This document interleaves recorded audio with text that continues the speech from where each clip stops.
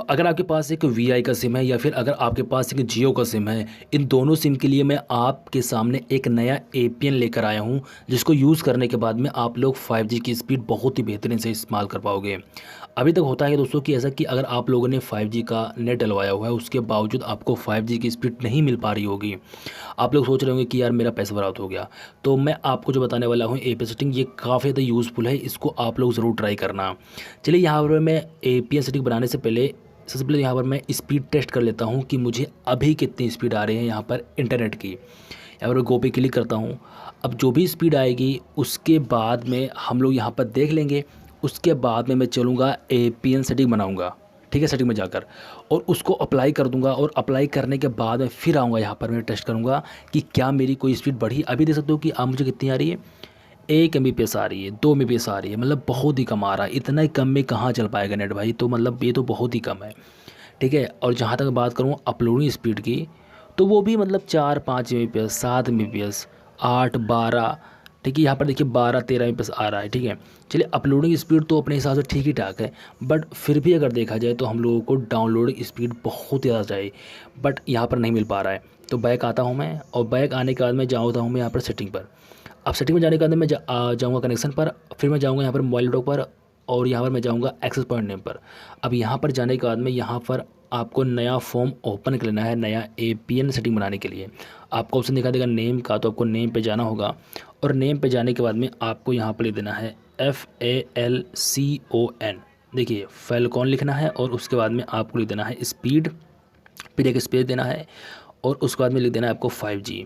आपको यहाँ पर ध्यान देना है कि यहाँ पर मैंने फैलकॉन जो लिखा है उसका F रखा है कैपिटल लेटर में, स्पीड का S रखा है मैंने कैपिटल लेटर में, और 5G का G रखा है कैपिटल लेटर में। और यहाँ पर जो मैंने लिखा है फैलकॉन स्पीड, उसमें मैंने स्पेस नहीं दिया है, लेकिन यहाँ पर जो 5G लिखा है उसमें मैंने एक स्पेस दिया है, ठीक है। अब आपको ऑप्शन दिखा देगा एपीएन का, एपीएन पे जाओ और आपको यहाँ पर लिख देना है इंटरनेट, वो भी स्मॉल लेटर में आपको लिख देना है इंटरनेट। अब आपको ऑप्शन दिखा देगा प्रॉक्सी का, छोड़ देना। आपको ऑप्शन दिखा देगा पोर्ट का, इसको भी छोड़ देना। आपको ऑप्शन दिखा देगा यूज़र नेम का, तो आपको यूज़र नेम पे जाना होगा। और यूज़र नेम पे जाने के बाद में आपको यहाँ पर देना है स्पीड।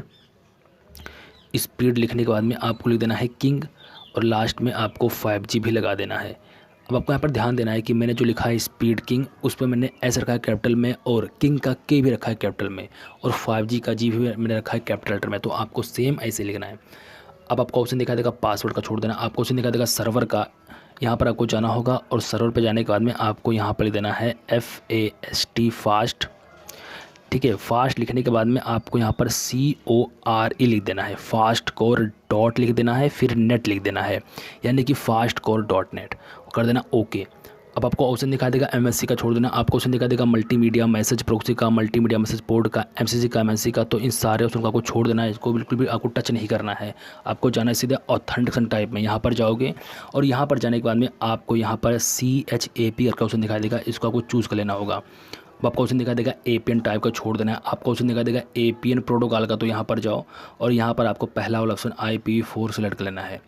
अब आपको ऑप्शन दिखा देगा यहाँ पर एपीएन रोमिंग प्रोटोकॉल का, तो इसको आपको छोड़ देना है। अब आपको ऑप्शन दिखा देगा बियरर का, तो आपको बियरर पे जाना होगा। जब आप लोग यहाँ पर जाओगे तो आपको यहाँ पर दिखाई देगा कि अनस्पेसिफाई पर टिक मार्क लगा रहेगा, इसको हटा दो।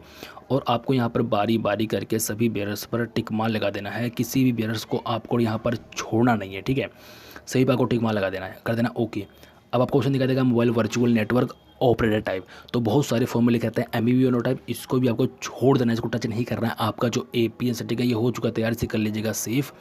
अब सेव करने के बाद में आपको इसी पे एक्टिवेट कर देना होगा, और एक्टिवेट करने के बाद में आपको अपने फ़ोन को एक बार स्विच ऑफ कर देना है, और उसके बाद में आपको स्विच ऑन कर देना है। लेकिन मुझे क्या करना है दोस्तों, मुझे आपको यहाँ पर स्पीड प्रूफ दिखाना है। तो मैं क्या करूँगा, मैं जाऊँगा बैक, और बैक जाने के बाद में यहाँ पर जो स्पीड टेस्ट मुझे यहाँ पर करना है क्लिक करके, ताकि आपके सामने यहाँ पर मैं दिखा पाऊँ कि मुझे यहाँ पर सेटिंग अप्लाई करने के बाद में, एपीएन सेटिंग अप्लाई करने के बाद में मुझे अब कितनी स्पीड मिल रही है।